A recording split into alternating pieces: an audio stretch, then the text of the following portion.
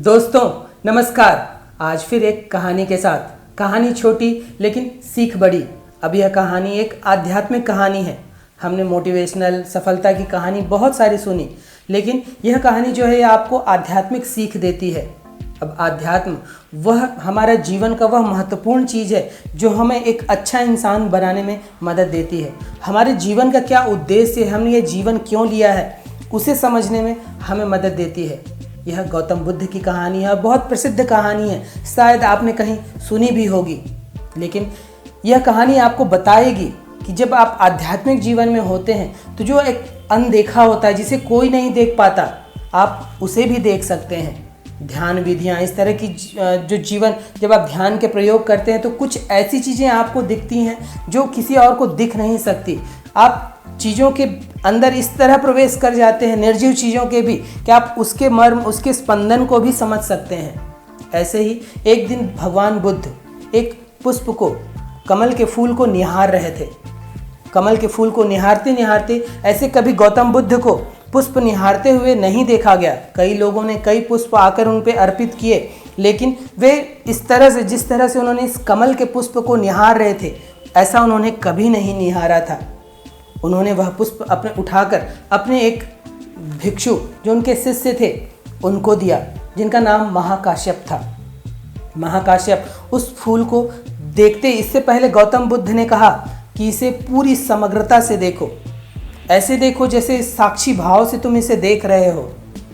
और जब महाकाश्यप ने देखा तो वे रोने लग पड़े, उनकी आंखों से अश्रुधारा बह पड़ी। और ऐसा किसी भिक्षु के साथ नहीं हुआ। सब ने एक फूल को देखा कि यह कमल का फूल है, इसका यह रंग है, इसका यह रूप है, लेकिन इकलौते भिक्षु थे महाकाश्यप जिनकी आंखों से अश्रुधारा बह निकली। अब यह पुष्प तो किसी ने अर्पित किया, लेकिन इसके पीछे की कहानी जिसे गौतम बुद्ध देख सके और महाकाश्यप देख सके, अब वह कहानी मैं आपसे कहता हूँ। गौतम बुद्ध एक गांव से दूसरे गांव भ्रमण किया करते थे, लोगों को ज्ञान दिया करते थे, उन्हें जागरूक किया करते थे। ऐसे ही वो एक गांव पे पधारे। वहाँ उस गांव में लोगों ने उनकी व्यवस्था की, प्रवचन वगैरह सब चल रहा था, लेकिन एक भिखारी था जो गौतम बुद्ध के इस आगमन से बिल्कुल अनभिज्ञ था। उसे पता ही नहीं था कि प्रभु उस गाँव में पधारे हुए हैं, और वह अपने जीवन में अपने भीख मांगने के काम में व्यस्त था। जिस कुटिया में वह ठहरा हुआ था, ठीक उसके पीछे एक सरोवर था। उस सरोवर में ऐसे तो कभी कमल फूल नहीं देखा गया था, लेकिन एक रोज जब वह सुबह उठा तो उसने देखा कि वहाँ पर एक कमल फूल पुष्पित है, और वह मौसम नहीं था कमल के फूल का। वह भिखारी बहुत अचरज में आया कि यह पुष्प बेमौसम कैसे यह उग आया है। मैं इसे अगर बेचूं तो शायद मुझे इसके थोड़े अच्छे दाम मिल जाएं। यह सोचकर वह उस पुष्प को तोड़ लेता है और उस पुष्प को तोड़कर बेचने के लिए वहीं जंगल किनारे बैठ जाता है। जब जंगल किनारे बैठता है तो वहीं से मंत्री की, उस राज्य के मंत्री की सवारी निकलती है, और मंत्री जा रहे होते हैं भगवान बुद्ध के पास उनका आशीष लेने, उनसे ज्ञान प्राप्त करने। और जब वे देखते हैं कि बिना मौसम के यहाँ कमल का पुष्प है, तब वह उस भिखारी के पास आते हैं और पूछते हैं कि इसका क्या मूल्य है। तब भिखारी अपनी हैसियत के अनुसार कुछ बढ़ाकर बोलता है कि 100 स्वर्ण मुद्राएं।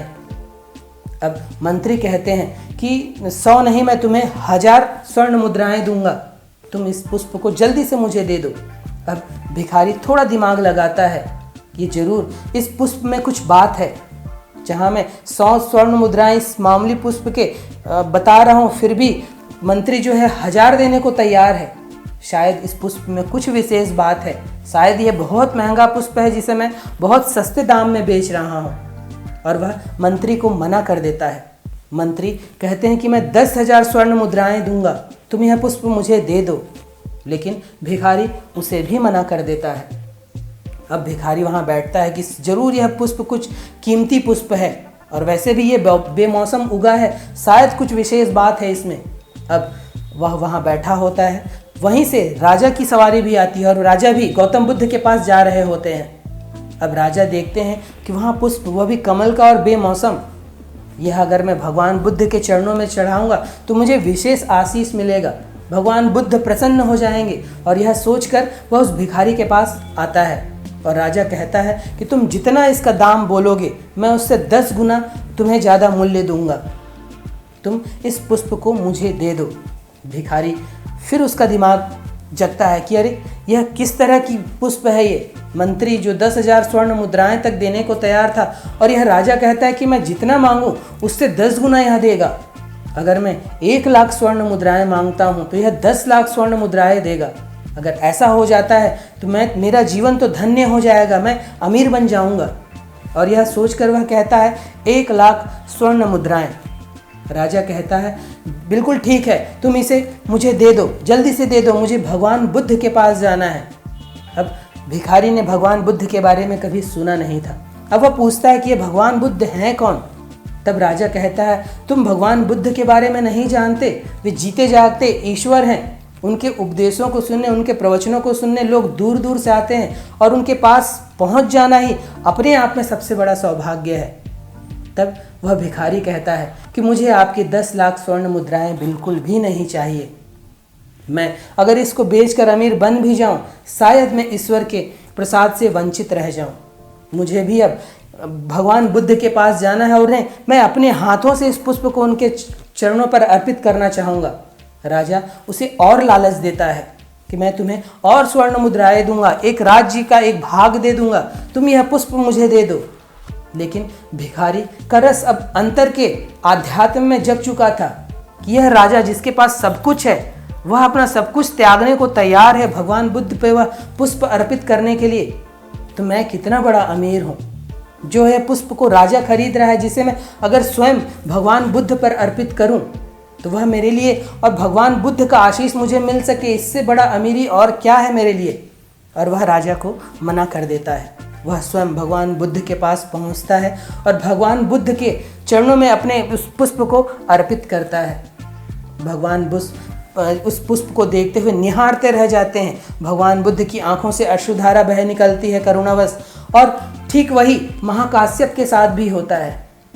तो दोस्तों, यही है आध्यात्म, जहां आपके जीवन के बड़े से बड़े लालच, बड़े से बड़े विकार आपके सामने आ जाएं, लेकिन फिर भी आप उस आध्यात्म के रस पे, उस सच्चिदानंद पे जो आपके अंदर का आनंद है, उस पर टिके रहते हैं। वही है आध्यात्म। यह जो महाकाश्यप ने उस पुष्प में उस करुणा को देख लिया, उस प्रेम को देख लिया, यह किसी और बौद्ध भिक्षु आनंद जो गौतम बुद्ध के साथ हर समय रहते थे, वह तक उस पुष्प की उस करुणा, उस ऊर्जा को नहीं देख पाए जो महाकाश्यप पर भगवान बुद्ध ने देखा।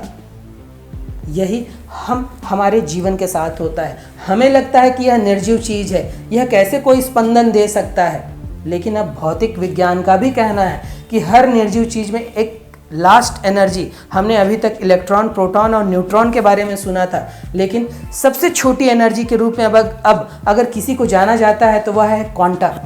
और क्वांटा और कुछ भी नहीं है, यह हमारे वेदों में वर्णित ब्रह्म ही है और वह हर चीज़ में है। अभी आपके सामने जो दीवार है, क्या वह आपको हिलती हुई दिख रही है?